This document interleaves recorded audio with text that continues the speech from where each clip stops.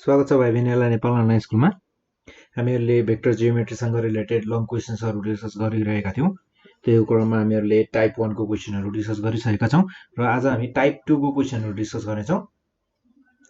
जुन क्रममा अब हामीहरूलाई टाइप 2 मा सोध्ने भनेको क्वेसन भनेको यस्तो टाइपको सोधिन्छ, जहाँ चाहिँ हामीहरूलाई एउटा ट्रायङ्गल दिएको छ र हामीहरूलाई प्रुभ गर्न भनेर सोधेको छ। र ट्रायङ्गलको लागि ट्रायङ्गल त दिएको छ, यो ट्रायङ्गलमा हामीहरूलाई केही गिभन पनि छ।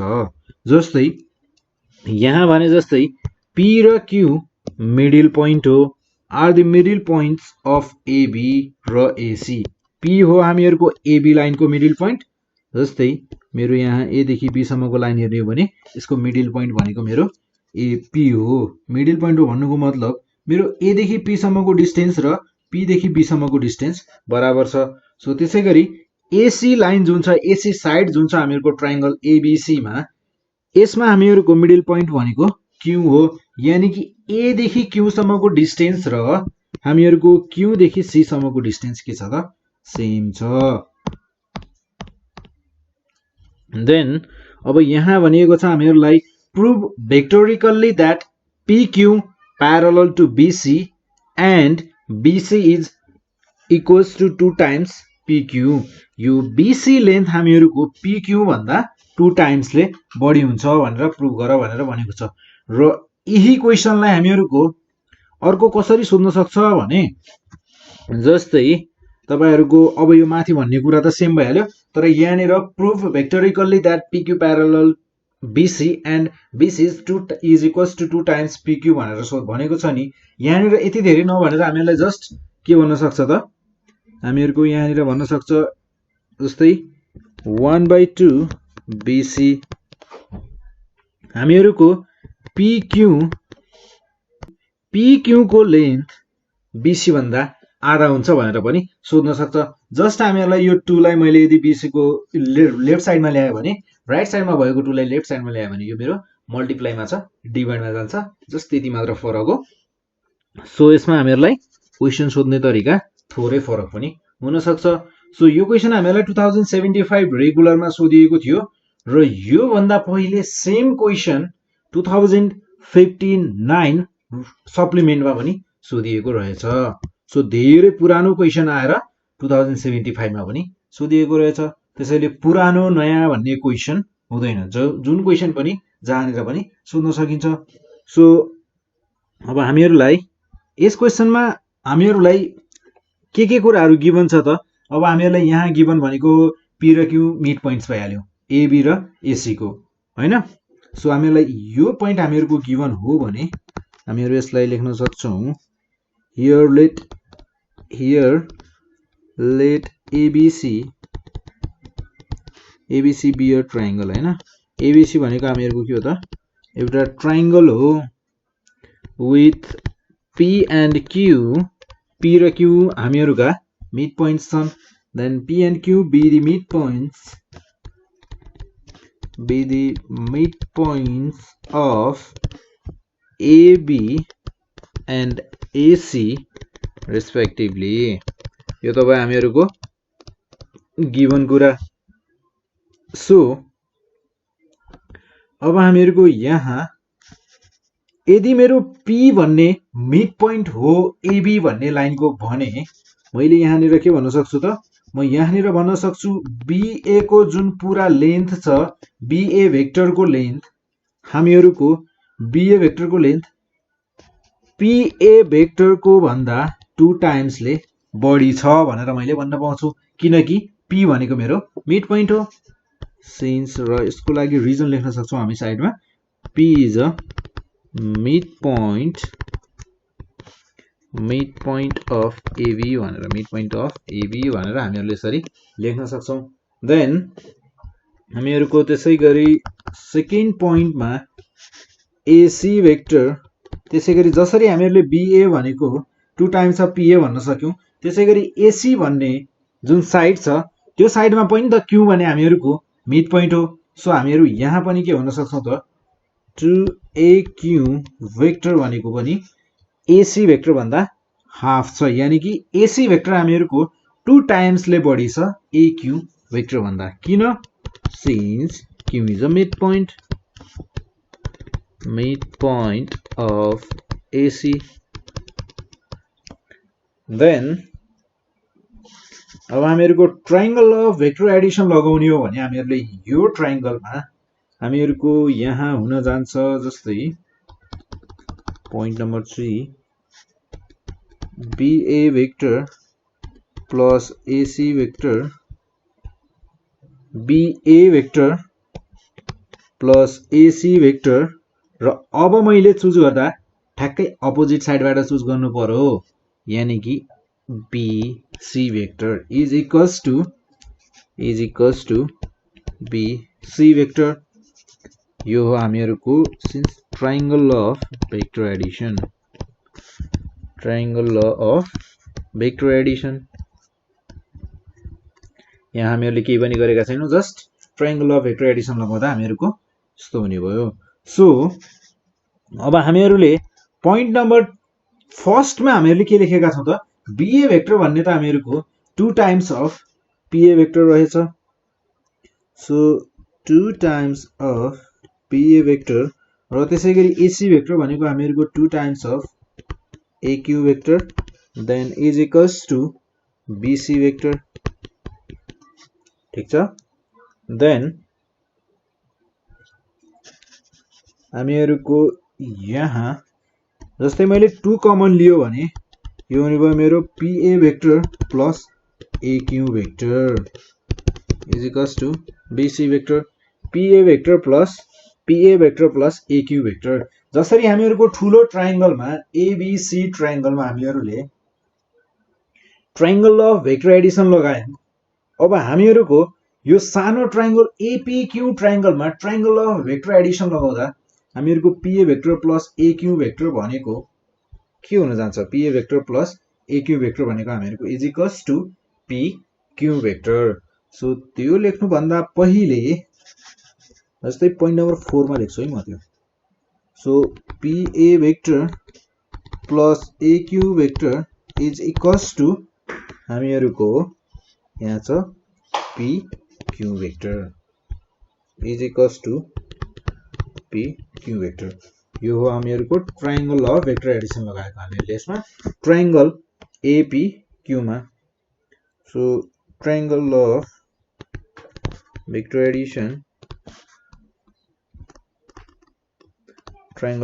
एडिसन then point number 5 मा therefore हामीहरुको अब यहाँ 2 PQ vector is equals to BC vector भन्न पाउँछु म किनकि मेरो यहाँ PQ भेक्टर भनेको यहाँ जुन PQ भेक्टर छ हामीहरुको ट्रायंगल अफ भेक्टर एडिसनले के भन्यो त हामीहरुको PA vector plus AQ vector भनेको PQ भेक्टर हुन्छ भनिसकेपछि अब हामीहरुको यो point नम्बर 4 लाई र point नम्बर 3 को फ्युजन गराउने हो भने यानी कि PA भेक्टर प्लस AQ भेक्टरको ठाउँमा यदि मैले PQ लाई रिप्लेस गर्ने हो भने यो हुन जाने भयो मेरो 2 PQ vector is equals to BC vector so हामीहरुले प्रुभ गर्नुपर्ने भनेको यही हो सो यहाँ जाम है यहाँ यो भयो हामीहरुको प्रुभ गर्नुपर्ने चीज सो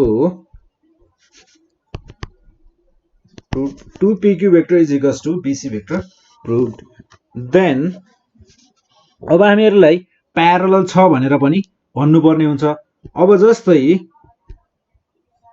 मेरो यो माथि बसेको ट्रायंगल जुन PAQ ट्रायंगल हामीहरुको PAQ ट्रायंगल भनेको यसमा हेर्दा हामीहरुको 2 PQ BC को लेन्थ भन्दा हामीहरुको PQ को लेन्थ के छ त हाफ छ यानी कि BC को लेन्थ हामीहरुको PQ को भन्दा ठ्याक्कै डबल छ भनेर हामीहरुले यहाँबाट कन्क्लुजन निकाल्न सक्छौं then हामीहरुको thus PQ vector is parallel to BC vector and PQ vector is half of BC vector जस्तै अघि मैले भन्दा यसलाई प्रुभ गर भनेर अर्को तरिकाबाट पनि सोध्न सक्छ र यदि हामीहरूलाई PQ भेक्टर चाहिँ BC भेक्टर भन्दा हाफ छ भन्यो भने छ भनेर प्रुभ गर भन्यो भने जस्ट गर्ने सेम तर लास्टमा लेख्दा चाहिँ 2 लाई BC मा ल्याएर डिभाइड गरिदिने।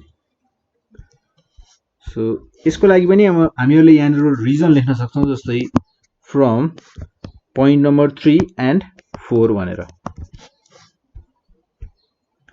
सो त्यसैगरी एउटा अर्को क्वेशन हेरौं हामीहरुको 2066 रेगुलरमा सोधिएको क्वेशन छ। सो क्वेशन छ हामीहरुसँग if A vector, B vector and C vector are हामीहरुको यहाँ क्वेशनमा भनिएको छ if A vector, B vector and C vectors are position vectors of the vertices of a triangle ABC।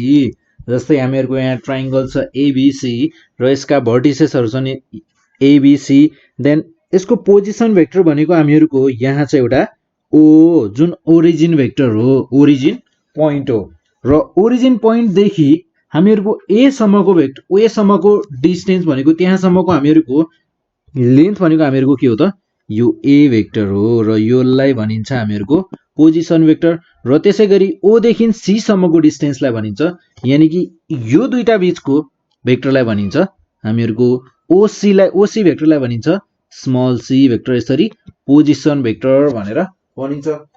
Same case हो हामीहरुको G भनेको centroid हो र हामीहरुको स्मल g भनेको पोजिसनल भेक्टर हो। सो हामीहरुले प्रुभ गर्नुपर्ने भनेको G vector is equals to A vector plus B vector plus C vector by 3। Then यो भन्नुको मतलब A vector plus B vector plus C vector divided by 3 is equals to यो vector यानी कि small g vector जुन हो हामीहरुको positional vector. So अब हामीहरुलाई यहाँ गिवन के छ पहिले फर्स्टमा त्यो लेखौं हामीहरु। सो हामीहरुलाई यहाँ गिवन भनेको फर्स्ट अफ अल त let O be the origin, O भनेको के हो त हामीहरुको ओरिजिन हो। देन हामीहरुको OA भेक्टर भनेको स्मल a भेक्टर जसलाई पोजिसनल भेक्टर पनि भनिन्छ।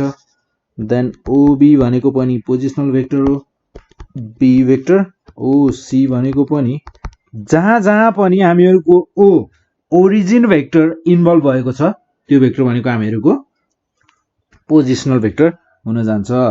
सो यो हो हामीहरुको C भेक्टर, देन OG भनेको हामीहरुको positional vector G। Then first of all position vector of D हुन जान्छ हामीहरुको OD। देन OD भनेको हामीहरुको हुन जान्छ half of B vector plus C vector. यो हो हामीहरुको मिड पोइन्ट थ्योरम। हामीहरुको B देखि D सम्मको डिस्टेन्स र D देखि C सम्मको डिस्टेन्स बराबर हुन्छ। D भनेको हामीहरुको के हो त मिड पोइन्ट हो। सो यो भयो हामीहरुको मिड पोइन्ट थ्योरम द्वारा half of B vector plus C vector since by mid point theorem. यो भयो हामीहरुको मिड पोइन्ट थ्योरम द्वारा। सो हामीहरुको यहाँ centroid divides median AD। हामीहरुको AD भनेको जुन मेडियन छ त्यसलाई हामीहरुको सेन्ट्रोइडले डिवाइड गरिएको छ इन रेशियो 2:1। हामीहरुको यो रेशियो हुन जान्छ 2:1। हामीहरुको AD लाइनले 2:1 रेशियोमा डिवाइड गरेको छ। देन